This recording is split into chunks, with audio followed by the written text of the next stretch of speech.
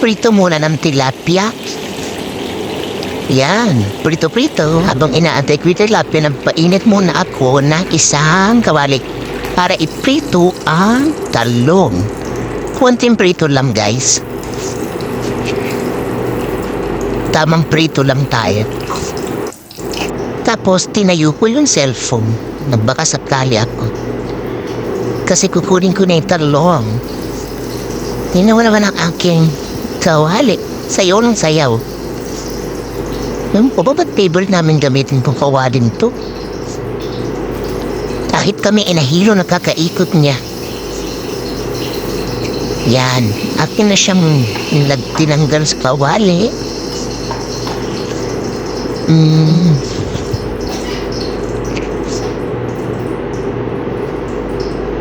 Ba't ang tagal? Nilagyan ko ng konting mantika yung kawali. Kasi magigisa na tayo, guys. Magigisa na tayo ng Biyan, tagal na, bi. Ayan, magisa tayo ng luya. Halo-halo while our kawali is dancing. Yan, pinabayaan ko lang siya.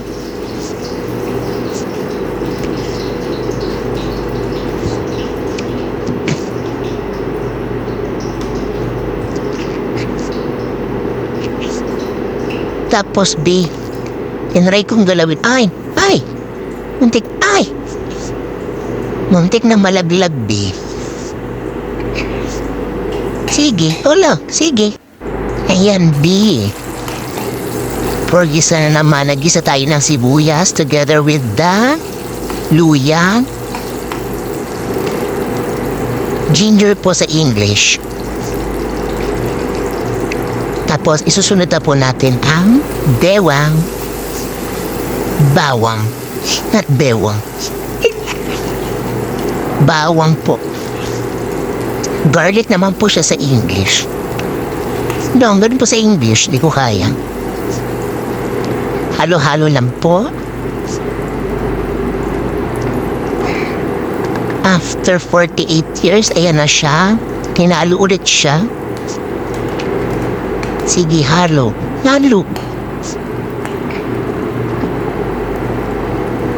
Pag nahalo na siya mabuti, maamoy mo na yung bango niyo. At ilagay na po yung kamatis.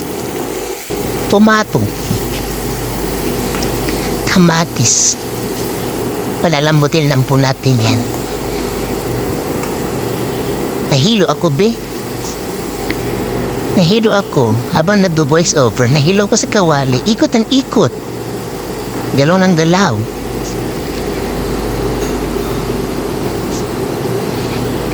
Antayin naman natin siya, be. Yan. Tapos tinimplahan na ng patis. Punting patis lang. Tensiometer lang ulit tayo, be.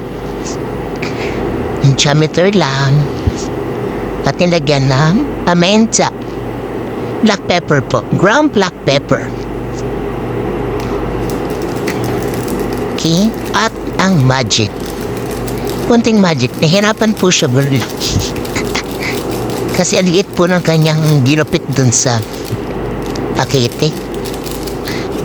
Yan, konti lang naman. Then, hinalo niya po. Halo. Sinapo palalamutin natin yung kamatis.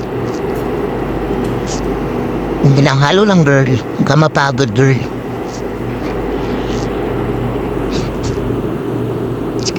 Ayan. Kung malambot na, ilalagay na niya yung coconut milk. Coconut nut is a giant nut. Ayan.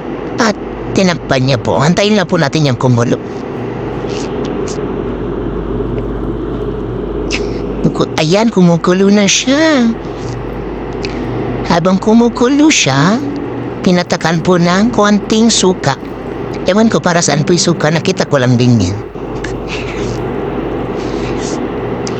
Yan, pero hindi mo siya nga haluin. Hayaan mo lang maluto yung suka. Okay? Yan, kumulo na siya. Nilagay natin yung lettuce. Wala po kasi kami petchay. Mahirap ang hanap ng petchay dito.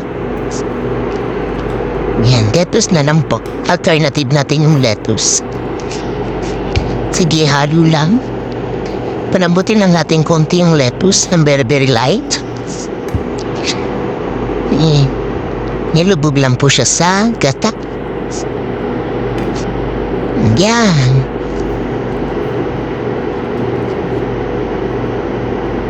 Okay. After po niyan,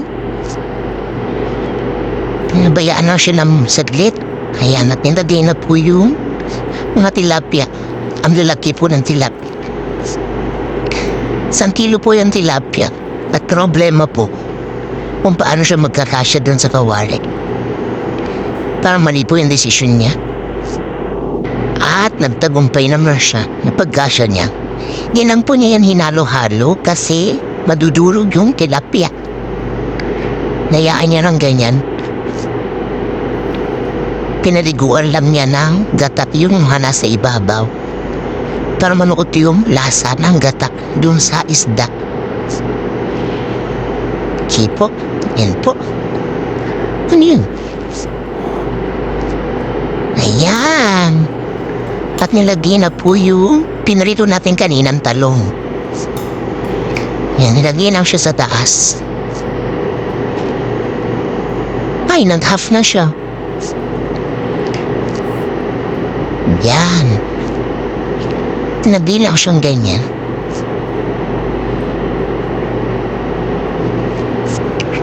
At paliliguan lang ulit ng gata yung talong. Para naman maglasang gata siya. Kasi hindi na natin siya mahalo. Kasi madudurog yung tilapia. Okay? Ayan, konting pakulo na lang po. Konting hintay na lang at tayo ay pwede na po yan. Kain na tayo.